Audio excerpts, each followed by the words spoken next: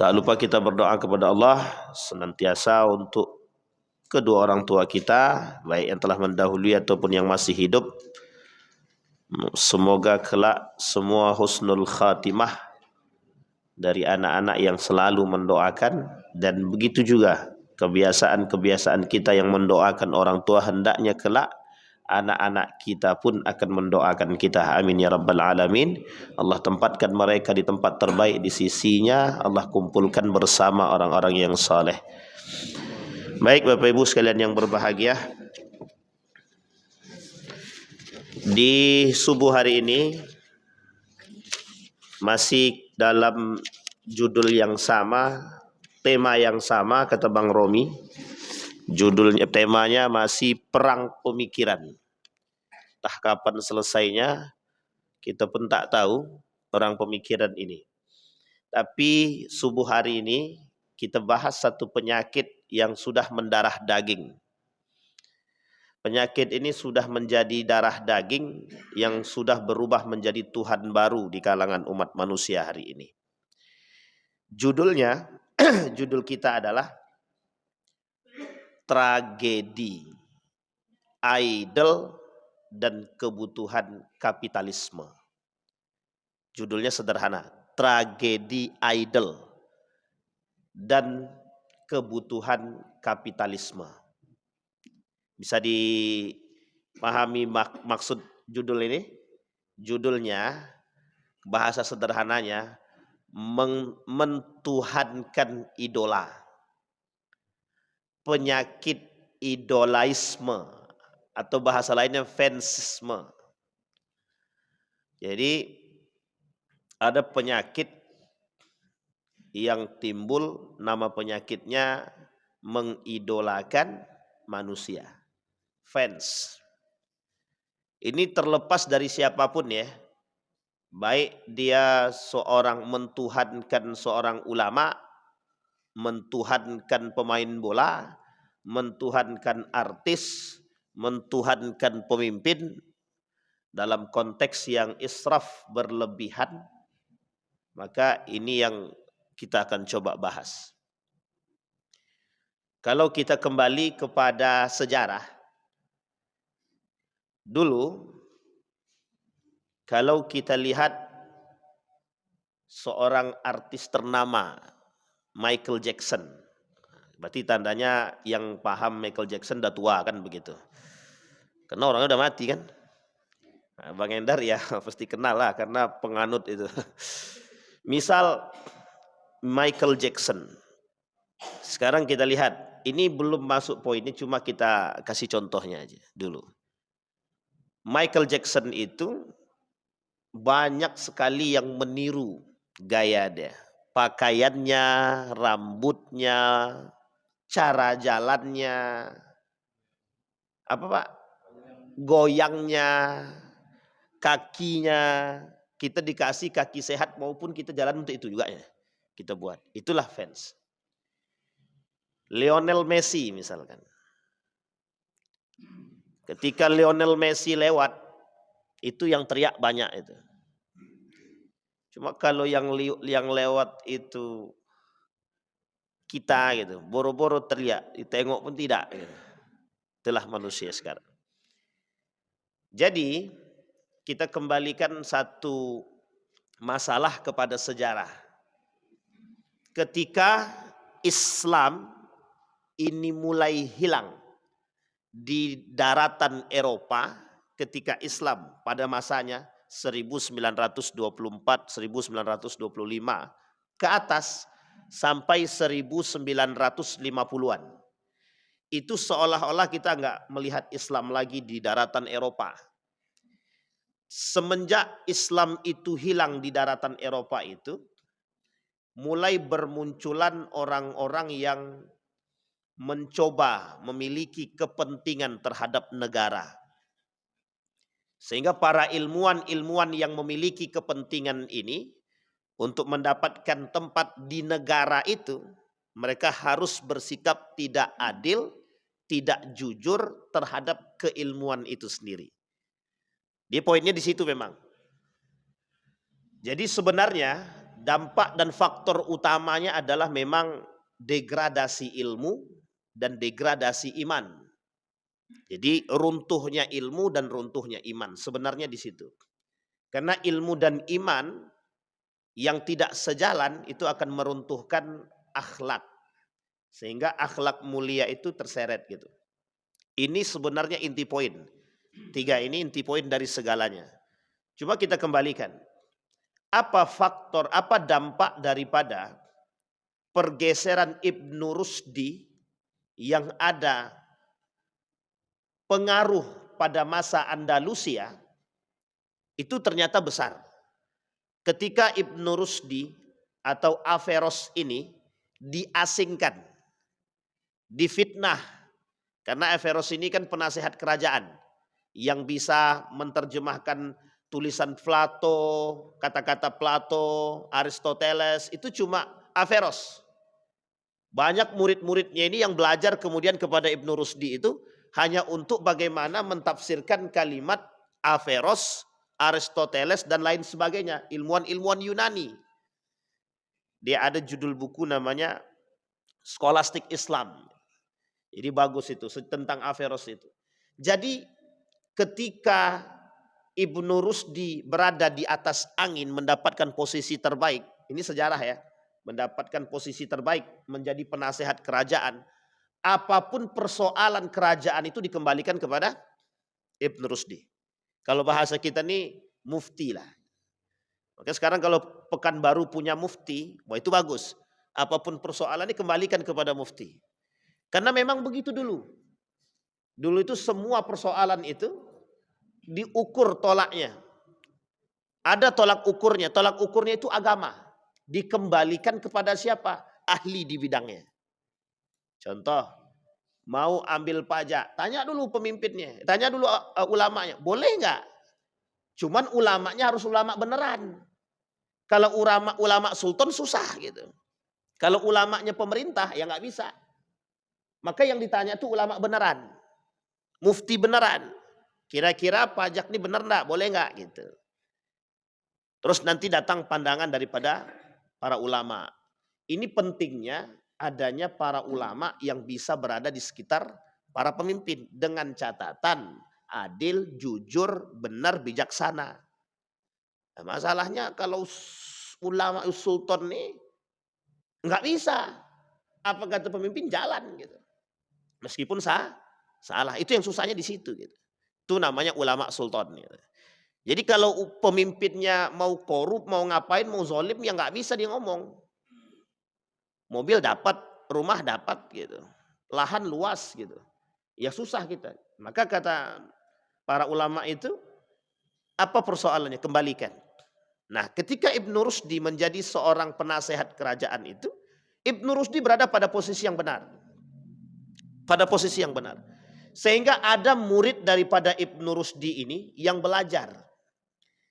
Kepada Ibnu Rusdi belajar tentang filsafat, keilmuan. Sehingga pada saatnya Ibnu Rusdi berada pada puncaknya oleh kelompok tertentu yang sebenarnya mereka juga belajar kepada Ibnu Rusdi ini. Apa kata mereka? Enggak bisa nih. Ibnu Rusdi ini mereka seperti orang yang Ibnu Rusdi ini hanya menginginkan kepentingan agama tertentu. Jadi memang bahasanya memang agama. Jadi seolah-olah Ibnu Rusdi ini adalah perusak agama-agama yang lain gitu.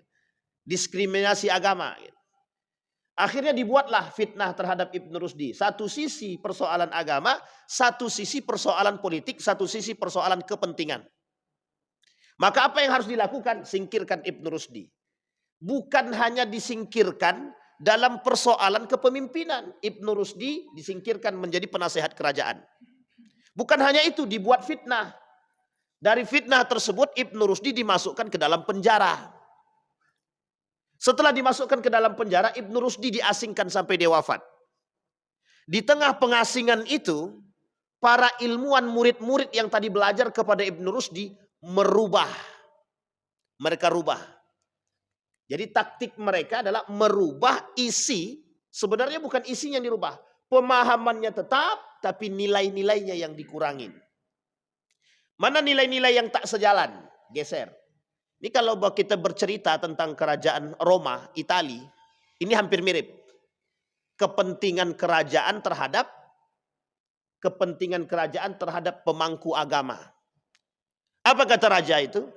Kalau kalian mau mendapatkan posisi terbaik, maka pemangku agama harus sesuai dengan, harus mengikuti apa yang dikatakan raja.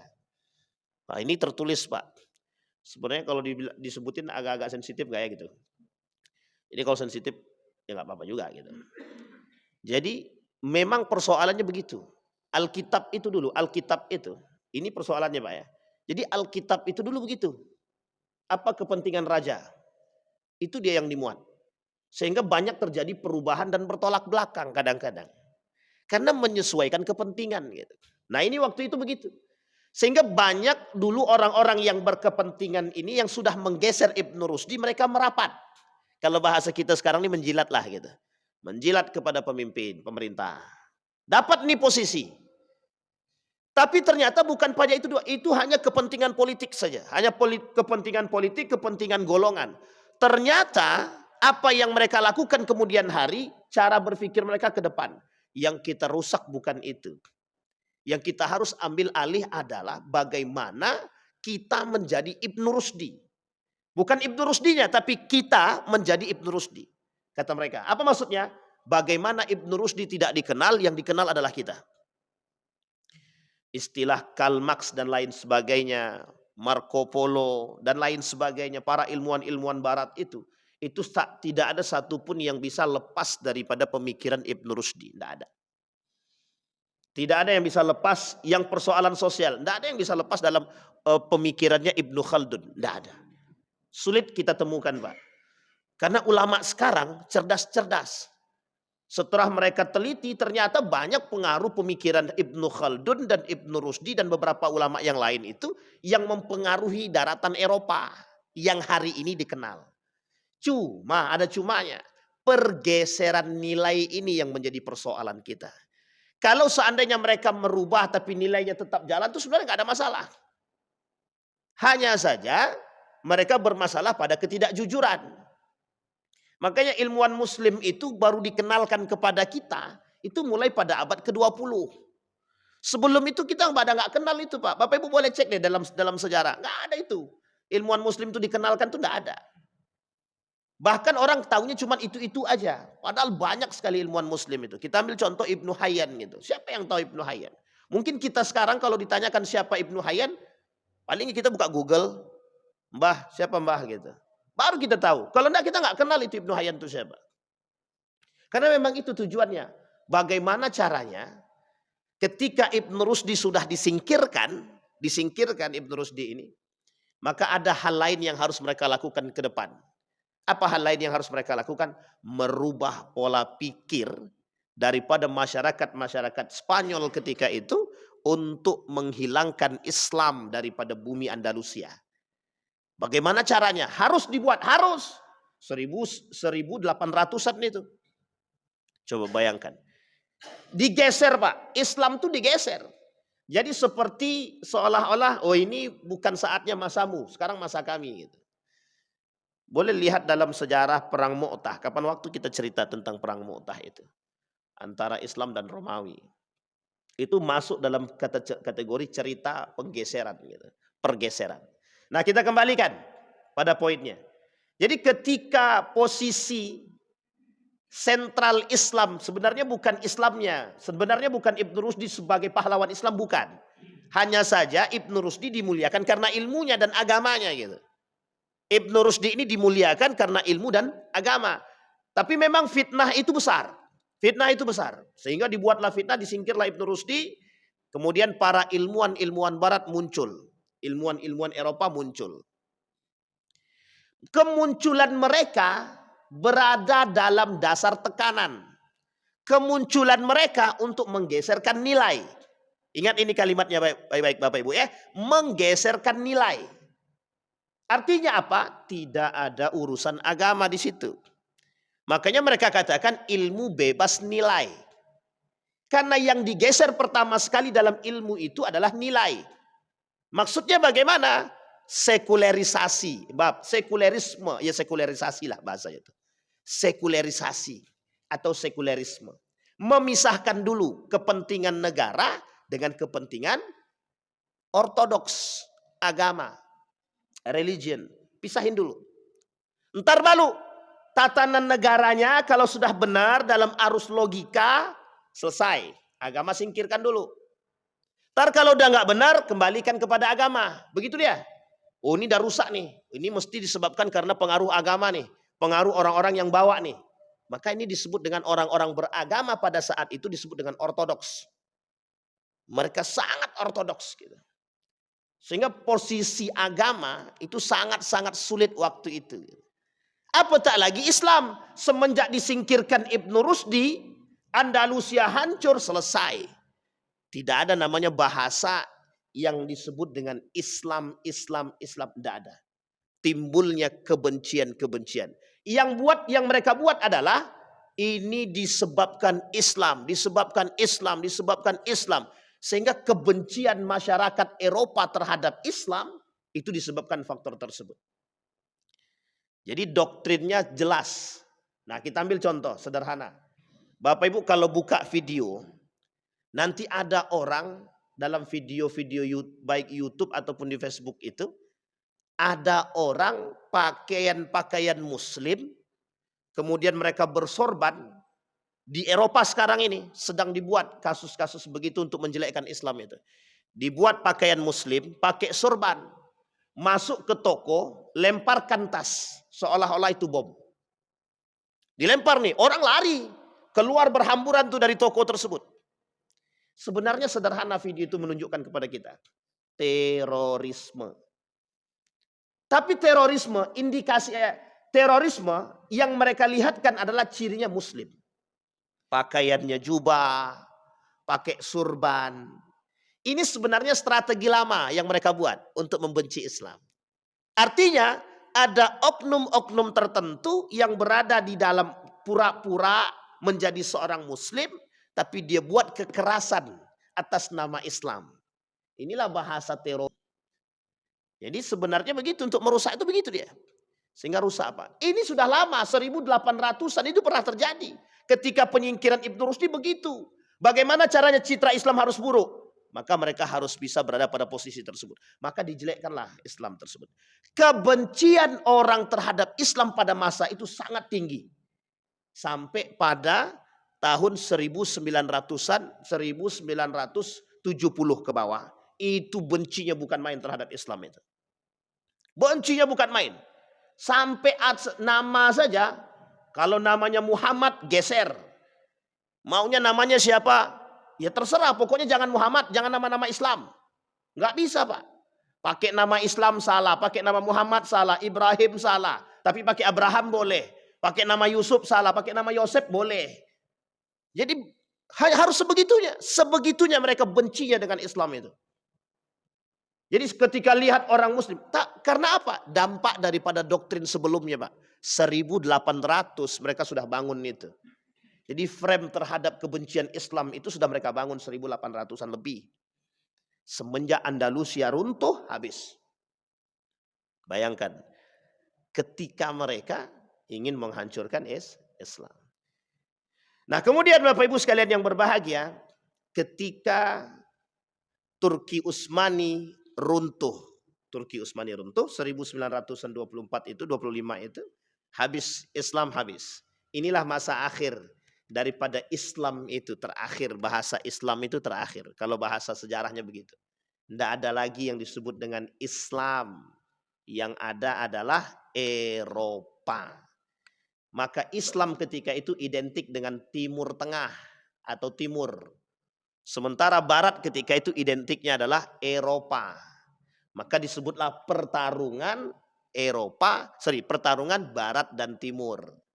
Nah, jadi bahasanya Barat versus Timur. Ini bahasa ini doktrin. Bahasa ini bahasa untuk merusak. Seolah-olah yang datang dari Timur Tengah itu rusak. Yang datang dari Timur Tengah rusak. Ini kental banget Pak. Ketika saya jadi mahasiswa, Itu bahasa ini kental banget. Apa kata dosen saya itu? Jangan kau bawa-bawa jubah itu ke sini. Gitu. Jangan kalian bawa-bawa Islam itu ke sini. Gitu. Sampai hanya dari pakaian sampai daripada pemikiran. Jadi kalau kita membahas Imam Al-Ghazali, Ibnu Rusdi, mereka nggak mau terima itu. Kata dosen-dosen filsafat saya itu, jangan yang kayak gitu dibahas. Kita bahas Immanuel Kant, Karl Marx, Joseph Schumpeter, dan lain sebagainya. Wah, saya bilang, ya ini. Yang justru menghilangkan doktrin agama dari kita adalah orang-orang yang terjangkit penyakit tersebut. Geser. Akhirnya apa? Mahasiswa menikmati apa yang mereka baca. Seperti filsafat para ahli filsuf barat. Tapi mereka anti terhadap filsuf muslim. Makanya banyak yang kenal Karl Marx tapi nggak banyak yang kenal Nabi Muhammad secara baik.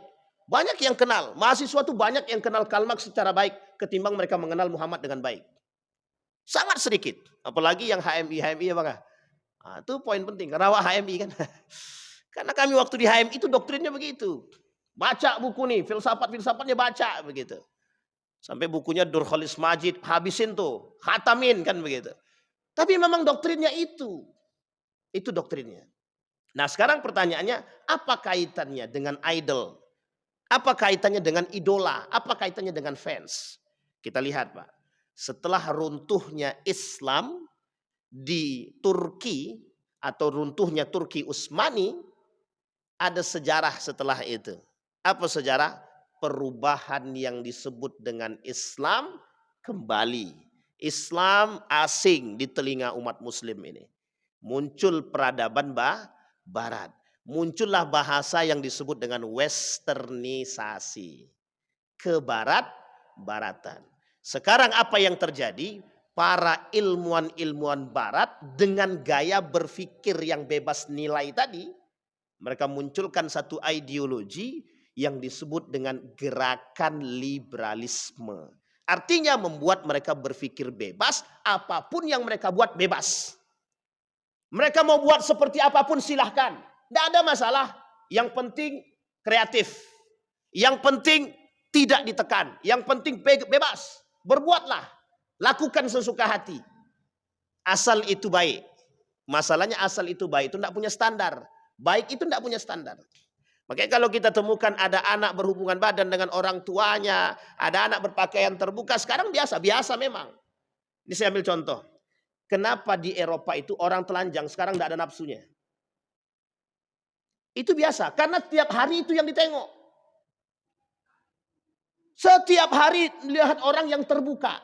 Sehingga mohon maaf Pak ya, itu boleh dicek boleh Bapak Ibu lakukan penelitian terhadap laki-laki Eropa. Lebih senang mana? Wanita tertutup atau terbuka? Tertutup. Nggak suka dia wanita-wanita terbuka sekarang itu. Coba bayangkan. Tapi dampak daripada pemikiran sebelumnya Pak. Dampak dari itu. Akhirnya apa? Sesuatu itu terbiasa. Makanya kalau kita katakan orang Indonesia sekarang ngikut barat itu terlambat sebenarnya. Orang udah nggak nafsu itu dengan perempuan yang mohon maaf nggak pakai baju itu. Sekarang saya tanya bapak-bapak nih, khususnya bapak-bapak misalkan. Ada perempuan nggak pakai baju sama sekali. Cantik banget gitu misalkan. Bidadari gitu. Lewat di depan tapi nggak pakai baju. Nggak pakai sehelai benang pun. Kira-kira apa yang dia pikirkan? Mesti gila kata dia. Itu gila tuh perempuan tuh gitu. Dalam benak kita begitu. Begitulah sekarang kondisinya di sana itu. Jadi mereka tak lagi berpikir hal-hal tersebut gitu. Sehingga memang pengaruh itu besar. Nah, ketika barat menjadi penguasa, kalau bahasa lainnya itu ditambah dengan perubahan bahasa dan budaya itu, bergeserlah nilai-nilai budaya yang Islami tadi di sana. Muncullah yang disebut dengan westernisasi. Nah, westernisasi ini untuk membudayakan budaya barat ini butuh figur. Maka dicarilah orang-orang yang bisa dijadikan figur. Apapun yang dibuat figur ini mesti bisa diikuti. Bagaimana caranya? Harus dibuat. Harus dibuat. Kalau bahasa kemarin itu, ada yang bilang begini, apa benar pacu jalur itu bisa mendunia gitu deh. Melalui tariannya. Tapi ini sebenarnya bahasa sampingan ya, bahasa sampingan. Kata dia, Mana mungkin, itu mesti kerjaannya adalah orang-orang yang rajin di bidang teknologi. Jadi bagaimana caranya ini bisa viral. Maka dimasukkanlah ke lembaga-lembaga tertentu yang bisa memviralkan secara masif, jual gitu.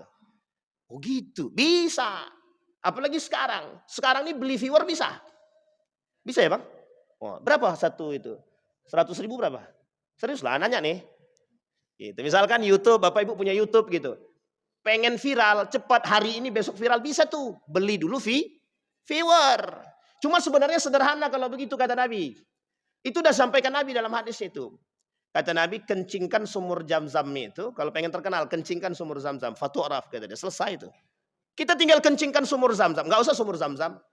Kasus Mekah. Kasus di Mekah itu pada tahun 1900-an itu pernah terjadi. Dulu Ka'bah itu pernah masuk terorisme di dalam Ka'bah itu. Di dalam Masjidil Haram itu. Diikat semua Pak. Semua jamaah haji itu disandra itu. Heboh seheboh-hebohnya itu. Sangat heboh. Itu sebenarnya selesai itu. Makanya tinggal kencingkan sumur Zam-Zam, kencingkan Quran. Sekarang kan gitu. Ada orang joget di atas Quran. Divideokan, viral. Gitu. Itu, tapi viralnya kan gak sehat itu. Viral-viral gak sehat. Nah begitu contohnya. Jadi itu sudah dibuat dari dahulu. Maka dicari figur. Mana figur? Orang-orang yang mengangkat doktrin bahwa agama merusak, doktrin bahwa agama membunuh, doktrin bahwa agama itu merubah, doktrin bahwa agama itu adalah ortodoks, doktrin bahwa agama itu adalah sesuatu yang sangat keterbelakangan. Itulah doktrin yang mereka masukkan. Sehingga tidak lagi dibutuhkan agama. Kembalilah mereka kepada, nah yang menjadi sorotan adalah siapa yang cerdas secara berfikirnya. Sehingga ketika itu Bapak Ibu, setiap orang yang punya ide cemerlang, meskipun bertolak belakang dari nilai agama, itulah yang menjadi poin utamanya, figurnya itu. Sehingga figur-figur di sana, mohon maaf Bapak Ibu boleh lihat ya karakter orang barat itu, siapapun dia. Kalau sudah terkenal itu, oh itu mereka kalau udah cinta tuh mati-matian gitu. Kalau udah mati-matian tuh, tanda tangan itu berharga banget, itu bernilai banget itu. Bapak Ibu boleh lihat ya jersey, baju bola. Itu kalau sudah ada tanda tangannya Cristiano Ronaldo, kira-kira jualnya berapa? 200.000 atau 50.000? Salah Bu, bisa sampai puluhan juta satu baju. Koyak sekalipun yang penting ada tanda tangan Cristiano Ronaldo, berlaku itu. Bayangkan itu, sebegitunya. Akhirnya apa? Nalar tidak sehat ini muncul. Nalar tidak sehat. Dari kapan? Dari memfigurkan. Akhirnya apa? Orang yang difigurkan ini, orang yang diidolakan ini, apapun yang dia buat meskipun tidak sehat berlaku. Apapun yang dia buat mesti, sekalipun yang dia buat ini nggak benar, mesti berlaku. Misal dia jual baju tapi koyak-koyak gitu. Baju yang dia buat untuk kain pel aja itu berharga. Oh ini meskipun kain pelnya Cristiano Ronaldo ini, misal itu berlaku. Nah pada saat itu figur yang bisa terkenal, yang sangat terkenal pada masa kami lah, itu yang disebut dengan Michael Jackson itu tadi. Pertanyaan saya, muslimkah dia? Ada isunya Michael Jackson masuk Islam, itu bullshit itu, hoax semua itu. Jackie Chan masuk Islam kata dia. Ya itu nggak tahu lah, pokoknya cerita di balik itu lagi. Tapi ketika Michael Jackson itu, penyakit Michael Jackson inilah yang pertama sekali yang paling banyak membawa dan merubah wajah dunia. Coba bayangkan itu. Westernisa berhasil mereka buat itu. Padahal kalau kita runut kesalahan dalam pribadi beliau itu ya, operasi plastik, operasi wajah, pokoknya apapun yang dibuat hanya untuk tampil menawan. Umat muslim banyak yang mengidolakan beliau. Banyak sekali. Sampai mati pun dia masih banyak yang mengidolakan. Coba bayangkan. Cuman kita bingung itu idolanya benar apa nggak benar gitu kan. Maka seorang dokter bernama Adian Husaini menuliskan Tragedi Idol dan Kebutuhan Kapitalisme. Nah ini poin pentingnya nanti di situ. Sehingga Bapak Ibu sekalian yang berbahagia, kata Dr. Adian Husaini itu, kita sekarang ini yang sulit untuk kita hapus adalah persoalan idol ini. Karena persoalan pengidolaan manusia ini sudah masuk dalam kategori hamiyatun, fanatisme. Fanatisme. Kita ambil contoh. Anggap satu orang figur yang difigurkan. Misal orang Indonesia lah gitu. Kita contoh yang difigurkan itu Agnes Monica misalnya. Coba ada Bapak Ibu yang mencaci maki Agnes Monica itu. Habis itu. Bapak Ibu satu orang yang mencaci maki Bapak Ibu jadi berapa? Ratusan ribu. Jadi bisa tenar langsung Ibu itu, Bapak Ibu itu. Hanya karena mencaci maki figur mereka. Jadi kalau kita menjelekkan dia, oh itu habis kita, Pak. Habis kita yang dicaci maki. Artinya yang dikhawatirkan oleh para ulama itu, apakah model idola seperti ini dibenarkan atau sudah masuk dalam kategori mentuhankan? Mentuhankan. Nah yang dikhawatirkan itu mentuhankan manusia. Maka selalu kita katakan syirik modern itu yang paling berbahaya adalah ketika mereka menyembah manusia. Coba bayangkan. Nah, Bapak Ibu sekalian yang berbahagia, para figur-figur barat itu bagaimana caranya masuk mereka ke sini? Jadi westernisasi itu, budaya barat itu bagaimana caranya budaya barat itu masuk ke Indonesia? Melalui public figure. Apa public figurnya? Artis. Makanya artis pakaiannya seksi, diikutin karena banyak fansnya. Gitu. Jadi mereka jualan apapun, enak nggak enak belakangan, karena ada fansnya gitu. Bapak Ibu nggak terkenal, buat seenak apapun, ya kalau nggak terkenal ya lambat gitu. Tapi coba Bapak Ibu buat makanan, setelah buat makanan, kemudian pasang fotonya artis ternama begitu. Besok rame yang datang, oh ini punya itu gitu. Coba bayangkan. Nah begitulah kondisi kita. Nah sekarang yang ingin kita luruskan adalah, penyakit idol ini adalah penyakit yang sangat berbahaya. Baik itu bagi kita ataupun bagi generasi. Yang menjadi persoalan kita adalah kita sedang melawan konsep ini, kita sedang melawan praktek ini. Yang kita lawan bukan mereka, tapi yang kita lawan adalah generasi kita sendiri. Nah ini yang poin pentingnya. Kenapa? Karena hari ini kita sedang melawan orang-orang yang memang memfigurkan orang lain dan mereka adalah bagian daripada tubuh kita sendiri. Anak kita sendiri. Buka TV, yang dibuka siapa? Anak kecil umur 4 tahun bisa kenal Cristiano Ronaldo. Ketemu tidak, main bola nggak pernah, lihat bola nggak pernah, tiba-tiba nonton TV kenal Cristiano Ronaldo. Coba bayangkan. Nah ini dampaknya. Nah sekarang pertanyaannya, dari hasil tersebarnya westernisasi ini dan figurisasi atau idolaisme ini, apa dampaknya terhadap Islam? Hilangnya figur-figur umat Islam. Hilangnya figur Nabi. Hilangnya figur para ilmuwan Muslim. Kita tak temukan itu pada abad ke-19 ke bawah, tidak kita temukan. Baru kita temukan baru pada abad ke-20. Itu pun dengan susah payah kita angkat. Dengan susah payah. Berarti Ustaz, Indonesian Idol itu parah itu. Ya saya katakan kalau parah ya memang parah, gimana? Lomba begitu jutaan rupiah itu. Ratusan juta hadiahnya kan. Lomba qiraatul Quran boro-boro dapat hadiah. Hadiah dari tempatnya dapat gitu kan. Ya memang diskriminasinya dari sono gitu. Memang udah dari dulu Pak diskriminasi itu. Nah ternyata setelah budaya barat masuk tidak hanya sampai di situ. Nah, berkelahilah antara K-pop Korea dengan Amerika. Barat dengan Korea berantem nih gitu. Nah, maka terjangkit penyakit terus kita itu. Dulu banyak kalau kita runut-runut banyak penyakitnya. Ada dulu apa namanya? Gangnam Style. Joget K-pop. Pokoknya kita nih malu dengan budaya kita sendiri. Apa? Penyakit dangdut cesar kata deh. Itu pada masanya. Kita nih malu Pak. Itu karena apa? Mengapa bisa tersebar seluas mungkin begitu? Budaya-budaya barat, budaya Korea yang merusak nilai-nilai Islam itu. Itu karena malunya umat muslim mengakui identitas mereka sebagai muslim. Malunya umat muslim mengakui identitas dia sebagai seorang muslim. Sampai hari ini kita tidak benar-benar dalam kategori berani mengakui keislaman kita. Apa contohnya?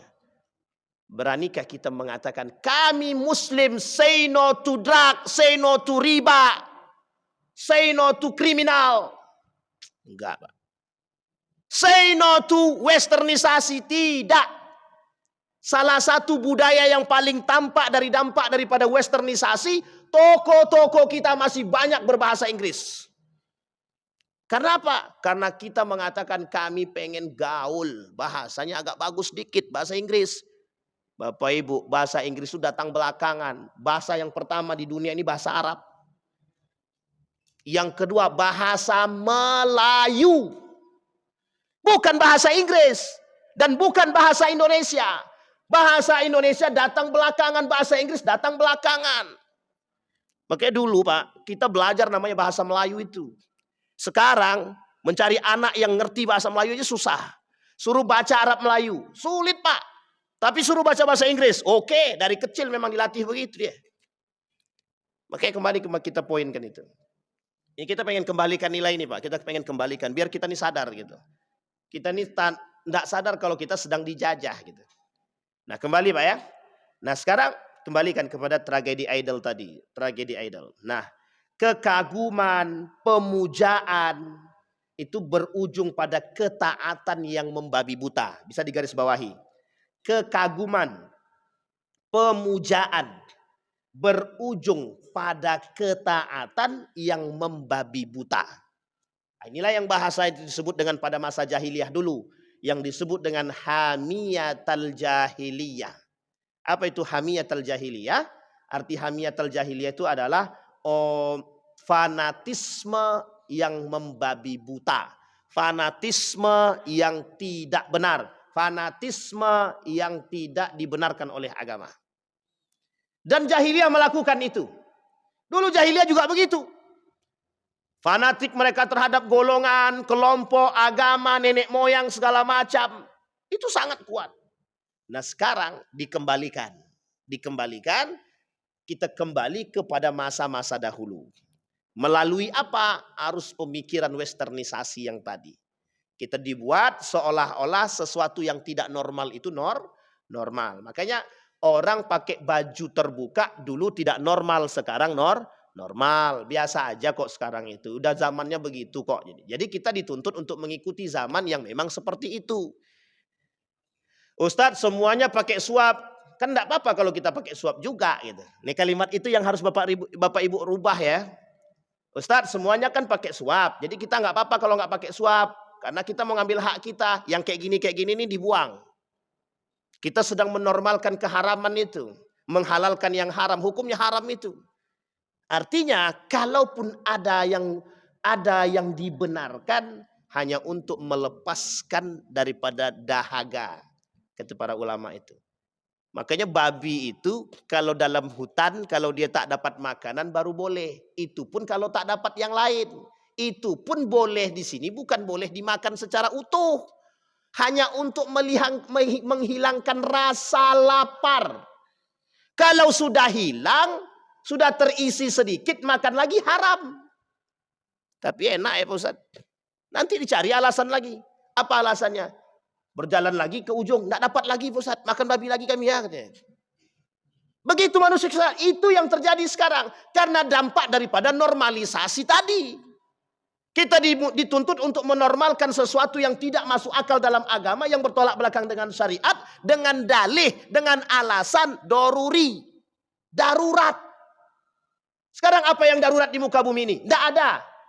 Tidak ada yang darurat sekarang itu. Yang darurat sekarang itu cuma satu. Darurat agama. Itu yang paling penting. Budaya kita dihabisin, kita diam aja. Semua kita diam. Pendidikan kita dirusak, diam. Politik kita dirusak, kita diam. Malah kita ngikut. Kita normalkan itu. Perbuatan-perbuatan kezaliman. Dan itu kita pilih. Dan kita ngikut. Kita yang ikut nyoblos. Artinya kita yang menormalisasikan perbuatan tersebut. Kembali kepada hal tadi, Pak. Nah, maka Bapak Ibu sekalian yang berbahagia, poin kita di situ. Nah, ketika mereka mentaati atau melakukan ketaatan yang membabi buta, mereka akan melakukan penyembahan. Disinilah kata beliau yang masuk dalam kategori mentuhankan manusia. Saya selalu melihat ini, Pak. Orang-orang ketika ketemu dengan fansnya menangis. Nengok Ka'bah biasa aja. Nengok fansnya nangis, Pak. Berpelukan. Mohon maaf ya Bapak Ibu ya. Mohon maaf. Perempuan ketemu fansnya. Rela Pak dipeluk, Pak. Peluklah sesuka hati deh. Coba. Laki-laki juga gitu. Ketemu fansnya perempuan. Wah, berpelukan. Ya Allah, ya Rabbi. Coba Bapak Ibu lihat tradisi artis kita. Cipika-cipiki laki-laki perempuan. Saya tanya, itu halal gak tuh? Yang kayak gitu tuh, Pak. Itu dampak dari mana? Dari barat itu, Pak. Dari barat. Saya punya seorang dosen. Lulusan Belanda. Apa kata beliau? Orang cuma cipika-cipiki aja. Ngapain ente segitunya? Betul. Pak, dalam agama kami haram itu. Jangankan cipika-cipiki. Salam-salaman aja haram sebenarnya. Ente terlalu katrok kan katanya. Begitu kan saya. Dibilang ya awak katrok. Sebenarnya mungkin katrok iya juga. Memang awak katrok gitu. Cuma karena katroknya awak memang tidak mau melakukan perbuatan tersebut. Bukan kita tak tahu. Mereka ingin bawa itu.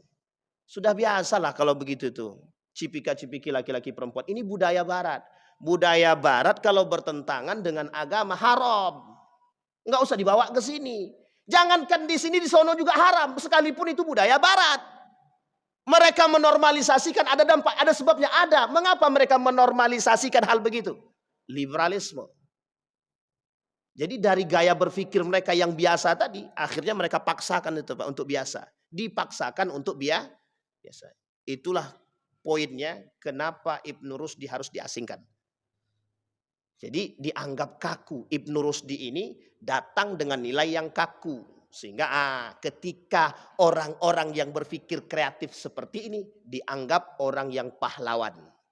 Makanya pada saat gaya sekulerisme ini sampai ke Indonesia, itu Nurholis Majid dianggap pahlawan itu. Betul ya Bang Endar ya? Yang tua-tua mesti tahu karena seumuran kan gitu. Mereka dianggap pahlawan, pembela. Yang membela toleransi, yang membela hak asasi dan lain sebagainya. Tapi mereka lupa membela hak agama. Yang mereka lupa adalah membela hak agama. Baik. Sekarang dari tragedi idol dan kebutuhan kapitalisme. Sekarang perhatikan baik-baik. Kita ambil logika sederhana. Logika sederhana saja. Misal, kita ambil contoh Bang Endar pengusaha sawit. Dia cari figur yang ternama. Yang ternama. Siapa figurnya misalkan? Anggap saja Michael Jackson. Berhasil bangun kontrak dengan Michael Jackson. Kata Bang, pokoknya kau ku kontrak selama setahun ini. Selama setahun ini kau pokoknya silahkan sebarkan. Apa yang bisa kau sebarkan? Sawit-sawit aku. Termasuk pupuk-pupuk sawit aku. Kontrak setahun kita bayar 2 miliar. Misal, contoh. Ini kapitalisme nih, bermain kapitalisme. Ini masih dalam promosi barang untuk jual beli, silahkan. Tapi ada yang lebih berbahaya. Loh, pokoknya promosikan budaya barat nih. Nggak usah pakai celana, pakai kolor aja. Kalau dalam setahun lu punya banyak peminat, kita buat baru. Apa yang kita buat sekarang? Yang kita buat celana koyak-koyak. Bagaimana celana koyak-koyak ini bisa tenar seantera dunia ini? Benar Pak. Saya pernah lihat itu. Celana jeans mereknya kita tahu. Itu robek. Masuk dalam Amazon. La ilaha illallah. Harganya 250 juta. Di sini jadi kain pel. Tapi yang beli banyak. Itu dijual tuh. Jadi kalau saya punya kawan itu. Dia datang ketika siapa yang datang ke Indonesia itu ya? Lionel Messi atau siapa begitu. Datang ke Indonesia. Dapat Pak dia Pak. Dia juga kebetulan jualan jersey. Dapat dia tanda tangan itu. Entah Lionel Messi itu siapa itu. Dapat dia. Ditengokkannya. Itu mahasiswa sama kayak kita. Satu kelas itu. Ditengokkannya. Wan. Berapa kira-kira kami jual katanya. Berapa dijual Pak? 850 juta. Baju itu doang. Padahal baju itu sama aja kan. Cuma mahalnya tanda tangan itu. Padahal tiket pesawat nggak nyampe itu bolak-balik gitu. Bolak-balik nggak nyampe 800 juta itu. Paham maksudnya kapitalisme di sini, paham Bapak Ibu ya? Kita sedang dibuat begitu sekarang. Dengan figur-figur tertentu, idola-idola tertentu untuk meraup keuntungan. Maka salah satu program yang mereka buat untuk meraup keuntungan itu menjual tubuh wanita. Miss Universe itu penjualan tubuh wanita namanya. Ustaz ini memang ngomongnya gitu-gitu doang. Ya memang begitu. Gimana kata guru saya sih. Iya Pak ya. Bisa dipahami Bapak Ibu ya. Baik. Kalau Bapak Ibu ke Bali, ada satu pulau di Bali itu. Di pulau di Bali itu Bapak Ibu masuk tanpa harus sehelai benang pun. Nggak boleh pakai, nggak usah dipikir-pikir yang laki-laki, nggak usah ikut-ikutan Pak. Saya cuma kasih tahu doang. Tapi bukan promosi, bukan. Tapi boleh masuk. Yang masuk syaratnya itu, nggak usah pakai sehelai benang pun. Kalau masih pakai CD, ya nggak boleh masuk. Nggak usah angguk-angguk Bang Endar. Mencurigakan. Baik Pak. Nah sekarang kita lihat Pak. Betul enggak perkataan Imam Al-Ghazali? Kita lihat. Kata Imam Al-Ghazali dalam kitab Asnaful Maghrurin. Kata Imam Al-Ghazali dalam kitab Asnaful Maghrurin itu disampaikan. Minal maghrurin arbabul ibadat wal a'mal. Satu. Yang kedua, kata Imam Al-Ghazali arbabul amwal wa firaquhum. Mereka tertipu dalam urusan harta dan urusan kelompok, kata Imam Al-Ghazali. Jadi ini, cuma kan kita nggak paham. Gitu. Kita nggak paham dengan hal-hal tersebut. Seolah-olah yang kita beli itu mewah, wow gitu. Karena kita mengidolakan. Nah, kalau dulu di Indonesia ini banyak mengidolakan Rhoma Irama, mengidolakan artis-artis dangdut. Gitu. Tapi dampaknya apa? Itu tadi. Kita lebih senang mendengarkan dangdut daripada, mohon maaf, kita datang konser mereka tapi kita nggak sholat itu. Nah penyakit ini Pak tertular dalam urusan agama sekarang. Penyakit yang seperti ini tertular dalam urusan agama. Maulid Nabi rame yang datang, sholat cuma satu sop. Ini saya kemana-mana saya sampaikan terus nih Pak. Kemana-mana itu mau Isra Mi'raj saya sampaikan, mau Maulid Nabi saya sampaikan, mau tahun baru saya sampaikan. Anda datang sampai masjid nggak cukup Pak. Tapi pas sholat Isya, nggak usah subuh lagi, sholat Isya. Setengah sop aja empot-empotan kita manggilnya Pak Allahu Akbar. Sampai udah mau putus surat ini. Manggil tetap juga nggak datang-datang. Coba bayangkan. Tertularnya di situ. Bercampurlah laki-laki dan perempuan. Kita buat acara tapi kita buat acara keislaman. Tapi yang kita terobos apa? Batas-batas keislaman. Campur tuh laki-laki perempuan.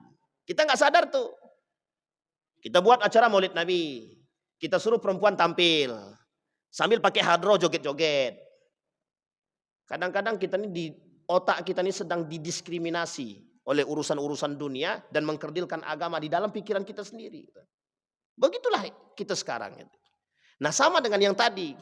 Kita tanpa sadar dimatikan agama kita oleh figur. Dimatikan oleh idola. Nah, tanpa kita sadari orang yang melakukan idola tersebut meraup keuntungan. Kita degradasi moral, kita degradasi agama, kita hilang akal, hilang akhlak, hilang ilmu, hilang agama. Mereka dapat untung, kita buntung. Buntung kita tidak satu. Kita buntung ekonomi, buntung agama, buntung akhlak, buntung moral. Habis Pak. Idola kita narkoba. Kita narkoba. Idola kita minum khamar, kita minum khamar. Apalagi kalau idolanya bilang, sini, duduk bareng minum. Astagfirullah wa atubu ilaih. Itu senangnya bukan main itu. Itu diceritain sampai seantero dunia itu. Sampai ditulis di Facebook itu. Tadi malam aku duduk dengan Cristiano Ronaldo. Alhamdulillah. Oh tuh. Langsung masuk ke Facebook. Di Facebook banyak yang komentar. Makanya kita katakan, yang komentar sama-sama nggak benar. Benar Pak. Kita ini gila. Nah bedanya dengan orang gila, itu jelas kegilaannya. Orang sekarang gilanya nggak sadar. Yang dia gilakan adalah diri dia sendiri. Begini poin kita sekarang. Baik. Sekarang apa yang harus kita lakukan? Nah ini kita masuk Pak. Kalau bahasa guru saya namanya sihir idol namanya. Kata beliau itu sihir idol Tuhan. Ya memang kita disihir dengan idola-idola itu. Seolah-olah mereka yang idol itu, mereka yang mendapatkan figur itu menjadi poin penting. Nah sekarang yang harus kita lakukan adalah bagaimana kita mengembalikan ini. Yang pertama kata para ulama, figurkan baginda Nabi Muhammad SAW. Jangan teriak maulid Nabi, jangan teriak cinta Nabi kalau mencampurkan maksiat dengan agama. Tidak usah. Kenapa harus begitu Ustaz ngomongnya? Harus. Biar sesekali. Pedas itu kan tidak apa-apa. Yang penting tegas. Jangan mencampurkan sesuatu yang sifatnya maksiat dengan urusan agama. Kontradiktif. Apa contohnya? Membuat perayaan maulid Nabi, membuat perayaan Isra Mi'raj, dan lain sebagainya. Tapi menghadirkan hal-hal yang tidak senonoh. Itu yang pertama. Yang kedua, bagaimana cara kita memfigurkan Nabi? Perbanyak. Kalau kata Ustadz Felix Sow itu, coba setiap rumah punya satu buku sirah nabawiyah saja. Dan orang tuanya membacakan kepada anaknya. Kira-kira, ada enggak berpengaruh? Mesti ada. Meskipun tidak banyak, paling tidak 1, 2, 3 mesti ada. Sehingga mereka nggak kenal yang namanya figur-figur barat itu. Nggak kenal mereka. Dan kalaupun kenal mereka nggak akan memfigurkan. Tidak akan memfigurkan. Kenapa? Sudah ada yang difigurkan. Sudah ada yang diidolakan. Tanam dalam diri mereka. Kenalkan mereka sahabat Nabi. Banyak Pak buku-buku tentang sahabat Nabi itu. Cuma karena kita nggak mau baca aja kan. Capek kami baca Ustaz, memang capek. Sekarang udah banyak video-video, tontonkan mereka itu, video-video yang baik gitu. Jangan video-video tabola bale aja terus yang didengerin. Nah, sekarang kan coba lihat tuh. Ini kita bukan dalam arti bukan Pak, ini merusaknya begitu. Coba dengarkan tuh di mana-mana Pak. Masuk dalam toko ini, toko itu, semua musiknya itu aja tuh. Tabola bale. Memang paham apa isinya apa gitu. Dulu ada namanya musik apa itu? Pokoknya banyak lah masalah musik ini banyak yang membuat kita penyakit kita tuh. Tahu-taunya ternyata artinya nggak benar gitu. Coba nih, sekarang itu banyak juga virus-virus Arab itu. Lagunya pakai bahasa Arab. Dikira selawatan. Ternyata la ilaha illallah merusak. Benar. Bapak Ibu tahu lagu? Pernah ada lagu namanya begini. Inta muskifayak alih tigrahni haram alik. Itu kan bahasa Arab itu. Memang Arabnya Mesir. Bapak Ibu tahu nggak yang nyanyinya siapa? Non Muslim itu. Non Muslim yang nyanyi pun pakaiannya seksi itu. Kenapa banyak yang minat? Ya karena pakaian seksi itu tadi. Coba bayangkan. Ya Mesir itu lagu Mesir. Banyak gitu Pak. Banyak betul. Tapi ya begitulah manusia sekarang gitu. Manusia sekarang ya begitu. Ya mau gimana? Tapi gimana Ustaz cara kami menghapus? Jangan idolakan. Dan para public figure termasuk guru jangan ceritakan tentang orang-orang yang mohon maaf pelaku maksiat. Gak usah. Yang kita ceritakan sahabat Nabi. Apa yang tidak ada daripada sahabat Nabi? Orang kaya, figur orang kaya ada. Menjadi dermawan ada. Menjadi orang paling kaya ada. Menjadi orang baik ada. Apa yang gak ada? Kepemimpinan ada. Apa yang gak ada? Tidak ada satupun yang tidak ada Pak. Ada semua. Khalid bin Walid ada ahli perang. Mau contoh siapa kita? Siapa yang mau kita contohkan daripada orang barat yang ahli perang? Tidak ada Pak. Tunduk di bawah umat muslim. Perang Mu'tah, Romawi versus Islam. Perang Khaybar, Islam versus Yahudi. Selesai Pak. Apa? Konstantinopel semua muslim. Persia ditundukkan oleh Islam. Selesai. Muslim semua. Semua ini Pak, karena rasa sakit hati mengapa Islam bisa menaklukkan dunia. Disitulah mereka datang. Islam itu jelek, teroris, pokok harus dibencilah. Kenapa? Karena keberhasilan Islam menaklukkan dunia. Persia runtuh, Romawi runtuh, Konstantinopel runtuh. Itu kan 3 negara, 3 kerajaan besar Pak di dunia. Pernahkah tercatat dalam sejarah Amerika menjadi kerajaan terbesar di dunia? Enggak pernah. Rata-rata itu dia Pak. Sakit hatinya dalam. Sampai hari ini. Ingin menguburkan penyakit lama ini enggak bisa. Itulah yang dilakukan oleh Ratu Elizabeth terhadap Islam dan Raja Ferdinand. Untuk merusak Islam itu. Nah sekarang cara merusaknya begitu. Cari figurnya, siapa idolanya, dibiayain dan lain sebagainya. Dah terserah buat apapun. Dengan alasan hak asasi manusia dan toleransi. Rusak kita semua. Ustadz, itu perang pemikiran apakah itu? Semuanya perang pemikiran pokoknya. Mau politik, kayak mau budaya, kayak mau pendidikan, semua pokoknya kita diperang sekarang. Nah sekarang Pak, mohon maaf nih. Beberapa kali saya duduk dengan pengurus masjid. Beberapa kali duduk dengan masyarakat tuh jawabnya gitu. Ustadz, jadi kita ini sedang diperang dengan apa? Loh, kok baru nanya sekarang? Saya bilang, datang ke Nurul Yakin. Saya bilang, biar tahu. Karena memang perang pemikiran. Loh, sekarang Bu, mohon maaf, yang tua-tua aja tahu sekarang. Ustadz, kadang ini kita sedang di perang pemikiran kan? Lah kok sadar Bapak nih dalam hati saya? Cuma saya nggak ngomong terang-terangan gitu. Nah, alhamdulillah Pak, kalau sudah banyak yang sadar. Sedikit demi sedikit. Kenapa? Kita sadar setelah kita dijajah. Setelah kita dijajah baru kita sadar. Baik. Nah ketiga, apa yang harus kita lakukan? Ya ayyuhalladzina amanu atiiullaha wa atiiur rasul wa ulil amri minkum fa in tanaza'tum fi syai'in farudduhu ilallahi war rasul in kuntum tu'minuna billahi wal yaumil akhir dzalika khairu wa ahsana ta'wila. Kalimat ini oleh para ulama di garis besar Pak. Nabi, makanya qudwah hasanah, uswatun hasanah. Kemarin kan Maulid Nabi kan? Nah, Maulid Nabi harusnya bercerita tentang itu. Bagaimana kita kembali kepada ruhnya agama yang dicontohkan oleh baginda Nabi Muhammad sallallahu alaihi wasallam. Tiap tahun Pak kita peringatin Maulid Nabi itu, yang datang rame.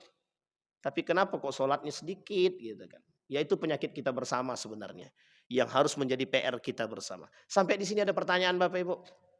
Abang mentang-mentang jadi contoh aja. Silakan Bang Endar.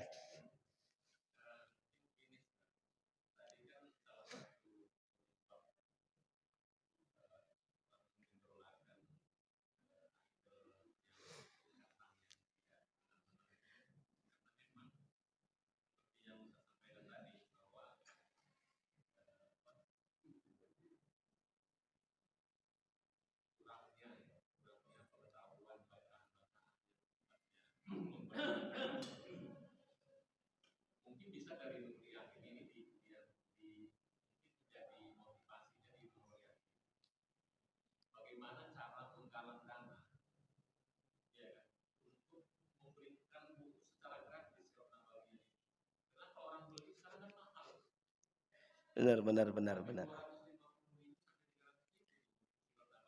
Yang tebal ya.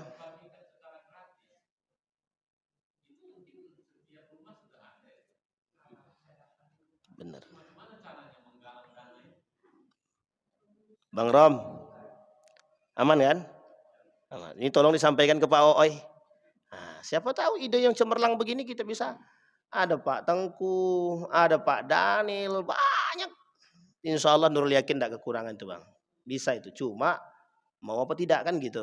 Baik, itu yang poin penting. Saya pernah ceritakan sama Bapak Ibu kan. Jangankan Nurul Yakin, anggota dewan ditawarkan oleh pimpinan Muhammadiyah untuk beli buku Umar bin Khattab. Apa kata dia? Tolong Muhammadiyah belikan dulu. Coba Muhammadiyah disuruh belikan, anggota dewan nggak punya duit untuk beli begitu. Yang disuruh adalah Muhammadiyah.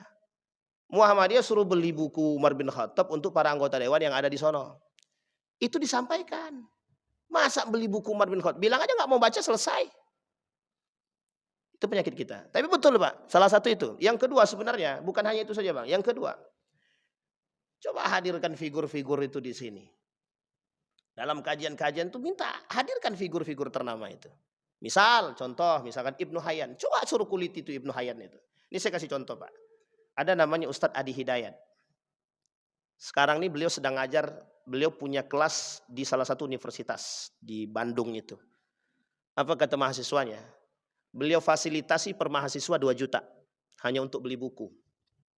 Difasilitasi 2 juta untuk beli buku berbahasa Inggris. Nanti untuk orang-orang yang berada dalam yang masuk dalam kategori keilmuan tersebut, beliau jelaskan secara detail. Nah, kita butuh yang begini. Akhirnya apa? Mereka kenal. Mahasiswa S3 kenal Pak siapa Ibnu Hayyan secara detail. Siapa bapaknya, hafal berapa juz, kapan hafalnya, dan bagaimana orang tuanya membuat mereka hafal Al-Quran. Itu yang paling penting bagi kita. Karena kita ingin mengambil ibrahnya itu tadi. Bisa dipahami ya Bapak Ibu ya? Nah, kita butuh yang begitu gitu. Nah, artinya ya memang berkorban itu penting gitu. Berkorban itu penting.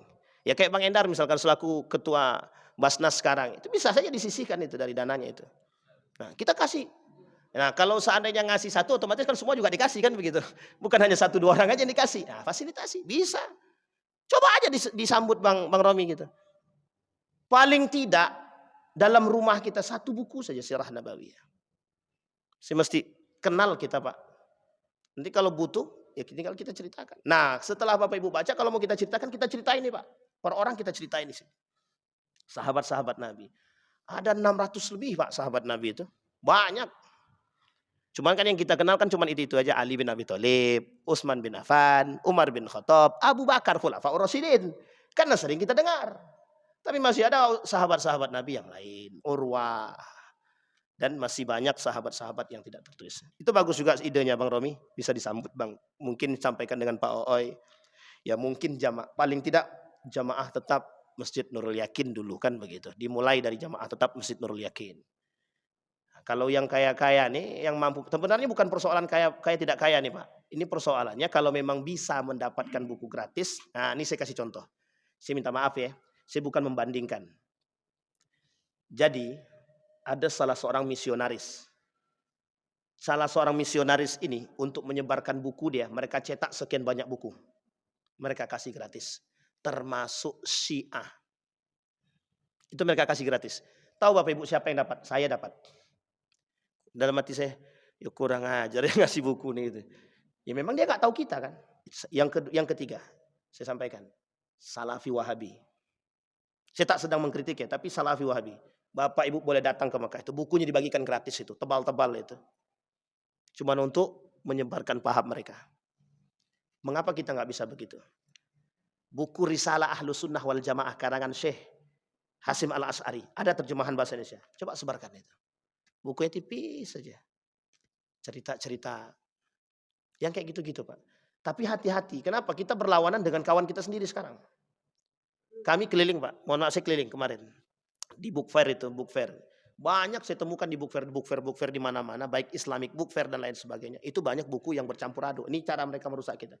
Memang kita harus punya cara memang untuk melawan mereka. Mereka mencetak buku. Bukunya Islam.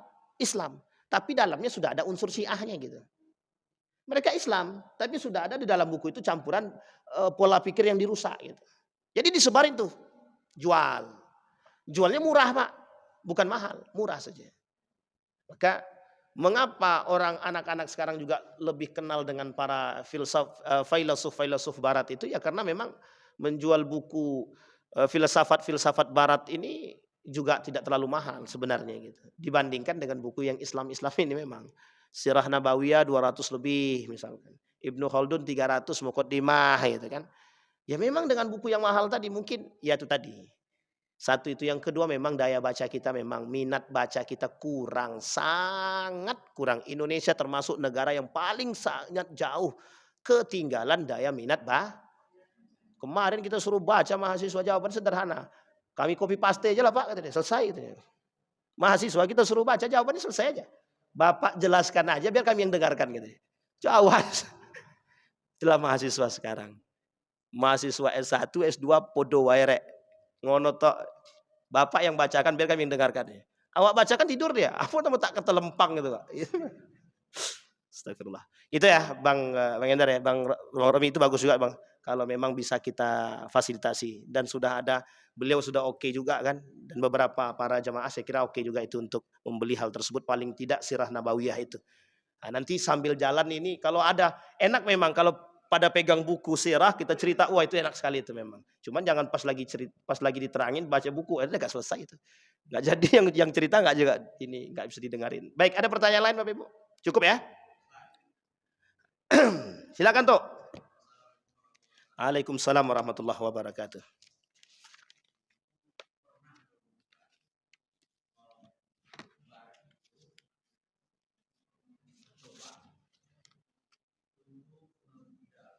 Siapa Pak? Barat ya.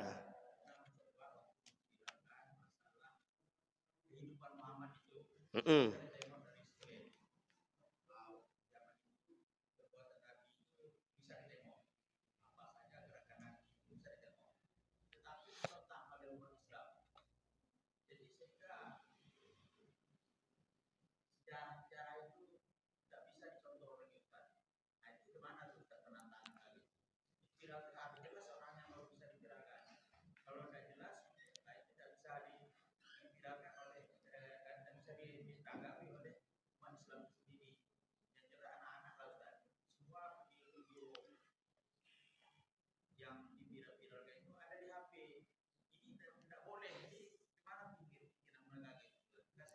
Baik.